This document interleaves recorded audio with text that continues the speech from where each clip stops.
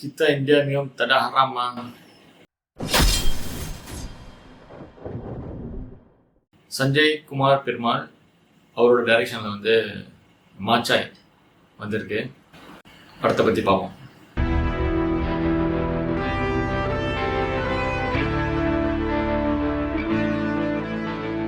இந்த படத்தில் 3 பேர் நடிச்சிருக்காங்க. முக்கிய கதாபாத்திரத்தில் 3 பேர் நடிச்சிருக்காங்க. கர்ணன், ஜிக்ரே, குபீர் மகாதேவன், அப்புறம் இர்ஃபான் ஜைனி. மலேசியா ஆக்டர்ஸ்னால நடிக்க மாட்டாங்கன்னு சொல்லுவோம். ரொம்ப செயற்கையாக இருக்கும். இன்னமும் சொல்லிட்டு தான் இருக்காங்க.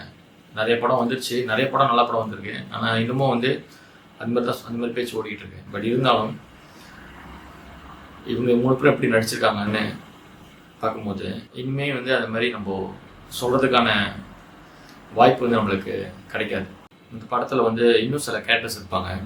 இப்போ உதாரணத்துக்கு வந்து சொல்லணும்னா போலீஸ் கர்ணன் வந்து இதில் வந்து ஒரு புஷராக இருப்பார். அந்த புஷரை வந்து கண்ட்ரோல் பண்ணுற ஒரு மாஃபியா லீடரு அவங்க. அந்த மாஃபியா லீடரோட ஒரு அசிஸ்டன்ட் அவர். ஒரு டாக்டரை போய் பார்ப்பாங்க. படம் ஒரு மிடலில் ஒரு டாக்டரை பார்ப்பாங்க அவங்க. ரொம்பவே வந்து நெருக்கமாக ரொம்பவே ரியலிஸ்டிக்காக பண்ணியிருந்தாங்க. நம்மளுக்கு எந்த இடத்துலையும் வந்து எனக்கு எந்த இடத்துலையும் வந்து இவங்க என்ன நடிக்கிறாங்க, ஏன் அப்படி பேசுகிறாங்க, ஏன் அப்படி நடிக்கிறாங்க அப்படின்னு எனக்கு தோணவே இல்லை. ஸோ இந்த படத்தோட கதையை பற்றி பார்த்தோம்னா, கண்ணன் வந்து அவர் ஒரு புஷராக இருப்பார். அவருக்கு குபேன் வந்து அவரோட ஃப்ரெண்டாக இருப்பார். கண்ணனோட பொருள் வந்து தொலைஞ்சு போயிடும்.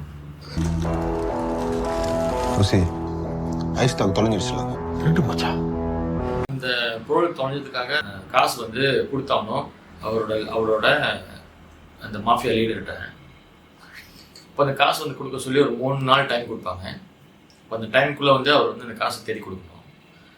இந்த மாதிரி இந்த பிரச்சனை போயிட்டு இருக்கும்போது குபேனுக்கு இன்னொரு ஃப்ரெண்ட் இருப்பார். அவர் தான் வந்து இர்ஃபான். இப்போ 3 பேரும் சேர்ந்து ஒரு பயணத்தில் வந்து போவாங்க. அவங்க ஒரு பிளான் போடுவாங்க. இந்த காசு வந்து எடுக்கிறதுக்கு ஒரு இடத்துல இருந்து இந்த காசு போய் நம்ம எடுத்துடலாம், ஒரு திருடுற மாதிரி வச்சுங்களேன். அந்த ஜேர்னி எப்படி இருக்குது, அங்கே யாரெல்லாம் பார்த்தாங்க, யாரை சந்திச்சாங்க, சந்திச்சு என்ன பேசுனாங்க, அதுக்கப்புறம் அந்த காசு அவனுக்கு கிடச்சதா இல்லையா, கடைசியாக வந்து அந்த காசு கிடச்சி அவருக்கு என்ன ஆகுச்சு, இதுதான் கதை. ஒரு டைரக்டரு இந்த படத்தை ஃபுல்லாகவே வந்து அவர் வந்து ஸ்கெட்ச் பண்ணியிருக்காரு. ஒரு ஃப்ரேமும் சரி, இதுக்கப்புறம் என்ன நடக்கணும், அந்த ஃப்ரேம் என்ன இருக்கணும். இப்போ 3 பேர் இருப்பாங்க, இந்த ஒரு ரெஸ்டாரண்ட் உட்காந்து பேசிட்டு இருப்பாங்க. ஆனால் அதுக்கு பின்னாடி அந்த ப்ரொடக்ஷன் டிசைன் வந்து எப்படி இருக்கணும், அவரோட ஒரு சொந்த ஒரு ஊரை வந்து நம்மகிட்ட காமிச்சிருக்காரு. ஏன்னா மலேசியாவில் வந்து நம்ம அப்படி தான் பண்ண முடியும், வேறு வழி இல்லை.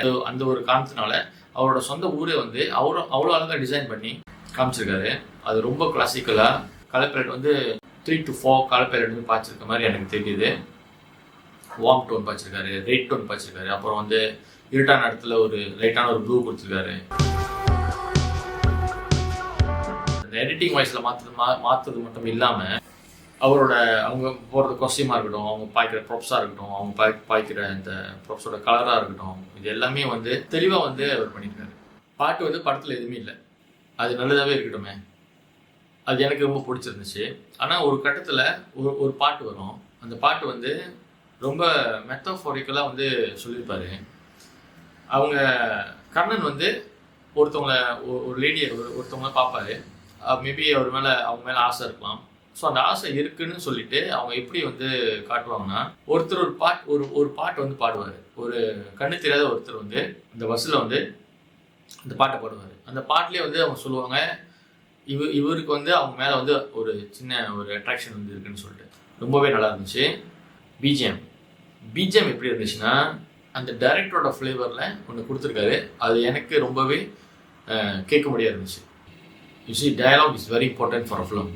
இதில் ரொம்ப வளவலாம் பேச மாட்டாங்க. ஆனால் என்னென்னா ரொம்பவே ரியலிஸ்டிக்காக இருக்குது. நம்ம எப்படி நம்ம ஃப்ரெண்ட்ஸ்கிட்ட பேசுகிறோமோ, ஒரு புஷர் எப்படி வந்து அவங்க ஃப்ரெண்ட்ஸ்கிட்ட பேசுவாங்க, அவங்க எந்த மனநிலையில் என்ன பேசுவாங்க. ஸோ அது வந்து நல்லா தெளிவாக வந்து டயலாக்ஸ் வந்து இருக்கும். இன்னொன்று டயலாக் எல்லாமே நம்ம எப்படி ஒரு போலீஸை நம்ம எப்படி பேசுவோம். Pagi-pagi lagi dah mabuk. Kita India minum tak ada haram mah.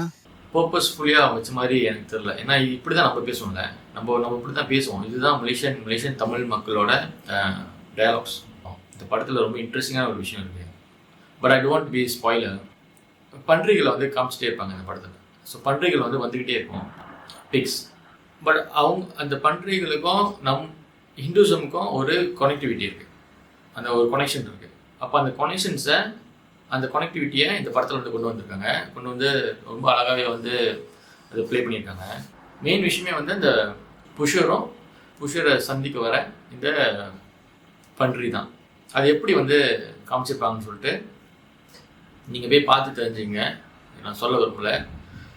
ஆனால் படத்தை பார்த்து முடிஞ்சோடனே கொஞ்ச நேரம் உட்காந்து இருந்துட்டு நான் ஒன்றுனா வந்து நம்மளுக்கு வர ஆரம்பிக்குது, நம்ம இதான் பார்த்துருக்கோம் சொல்லிட்டு. ஸோ நான் என்ன பண்ணேன், நான் போய் இந்த படத்தை பற்றி இந்த படத்தில் காமிச்ச சில விஷயங்களை பற்றி நான் வந்து போய் படித்தேன். இப்போ படித்து தெரியும் போது அது இன்னமும் ரொம்ப எனக்கு இன்ட்ரெஸ்டிங்காக இருந்துச்சு. இந்த படத்தோட production design is very important. உதாரணத்துக்கு அந்த சொந்த பீர் பிராண்டு, அப்புறம் சொந்தமான போஸ்டர்ஸு. இப்போ ஒரு கடையில் வந்து சொந்தமான ஒரு போஸ்டர்ஸ்லாம் போட்டிருப்பாங்க. அப்புறம் ஒரு சட்டை கூடயும் பிராண்ட் வந்து சொந்த பிராண்டு. இந்த மாதிரி வந்து எல்லாமே வந்து ஒர்க் பண்ணி டிசைனிங் ஒர்க் பண்ணி எல்லாமே வந்து சொந்தமாக செஞ்சுருக்காங்க. அந்த போலீஸோட வண்டி எல்லாமே வந்து சொந்தமாக டிசைன் பண்ணி எல்லாமே அவ்வளோ அழகாக பண்ணியிருக்காங்க.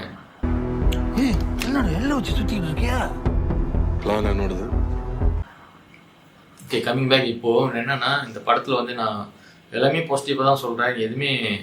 எதுவுமே வந்து உனக்கு பிடிக்கலன்னு சொல்ல மாட்டேன்னு நீ கேட்கலாம். எனக்கு ஒரு விஷயம் இருக்குது, எனக்கு வந்து பிடிக்கலன்னு சொல்கிறத விட இந்த மாதிரி வந்தால் நல்லாயிருக்கும்னு தான் சொல்கிறேன். என்னென்னா மலேசியாவில் வாழ்கிறோம், மலேசியா நிறைய ஸ்டேட் இருக்குது. நீங்கள் இப்போ உதாரணத்துக்கு சொன்னேன், இப்போ நெகிரி இருக்குது, ஸ்லாங்கோ இருக்குது, கிட்டா இருக்குது, இந்த மாதிரிலாம் இருக்குல்ல. அப்புறம் நம்ம போலீஸ்லாம் இருக்காங்களே. ஸோ நம்ம இதில் எதுவுமே பார்க்க முடியாது நம்ம படம் எடுக்கும்போது. ஏன் இதுமாதிரி பார்க்க முடியாதுன்னா, இது வந்து ஒரு டேரிங்கான படம். இது வந்து ரொம்ப டேரிங்கான காட்சிகள் இருக்குது, ரொம்ப டேரிங்கான டயலாக்ஸ் இருக்குது, ரொம்ப டேரிங்கான சொல்ல வேண்டிய விஷயத்த கணக்காக சொல்லியிருக்காங்க. ஆனால் அது ஃபெக்டும் கூட. ஆனால் அது வந்து அவனால் வந்து ஒரு ஃப்ரீடமாக சொல்ல முடியல, நம்மளால் அது ஃப்ரீடமாக சொல்ல முடியல. ஸோ இது வந்து மாறினா வந்து மலேசியா படத்துக்கு வந்து நல்லாயிருக்கும். பட் எப்போ மாறப்போகுதுன்னு தெரில. பட் மாறினா நல்லாயிருக்கும்.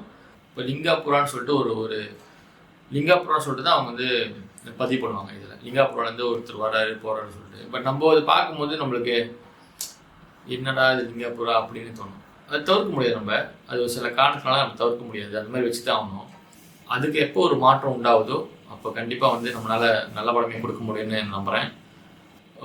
ஒரு மலேசியா டைரக்டர் ஆகணும், ஒரு மலேசியாவை நல்ல படம் கொடுக்கணும், மலேசியா மாதிரி காட்டணும், எந்த ஒரு இந்தியா தாக்கமும் இருக்கக்கூடாது, அந்த மாதிரி படம் எப்படி எடுக்கிறதுன்னு உங்களுக்கு தெரியணும்னா இல்லை தெரிஞ்சுக்க விரும்புகிறீங்கன்னா இந்த படத்தை போய் பாருங்கள். இன்னொன்று கேரக்டர் ஆக்குன்னு சொல்லுவாங்க. ஸோ இந்த படத்தில் அந்த கேரக்டர் ஆக்கு ரொம்ப அழகாகவே வந்து காமிச்சிருக்காங்க, ப்ளே பண்ணியிருக்காங்க. முக்கியமாக வந்து இர்ஃபான் எனக்கு அவரோட அந்த லுக்கே வந்து எனக்கு ரொம்ப பிடிச்சிருந்துச்சு. கர்ணன் அவரோட லுக்கு, அவரோட அந்த முடி ஸ்டைலு, அவரோட லுக்கு. அதுக்கப்புறம் குபேனோட ஒரு பிஹேவியர், அவரோட முடி ஸ்டைலு, அவர் எப்படி பழகுவார், எப்படி பேசுவார், இது எல்லாமே வந்து த்ரூ அவுட் அந்த படம் ஃபுல்லாகவே வந்து அவங்க அப்படி தான் இருந்திருக்காங்க, அப்படி தான் வாழ்ந்துருக்காங்க. ஃபேமிலி ஆடியன்ஸ்க்கு மேபி இது வந்து அதாவது பிள்ளைங்க கூட பார்க்குறதுக்கான படமாக இருக்காதுன்னு நினைக்கிறேன். 16+. ஸோ 16க்கு மேலே கண்டிப்பாக எல்லாரும் போய் பார்க்கலாம்.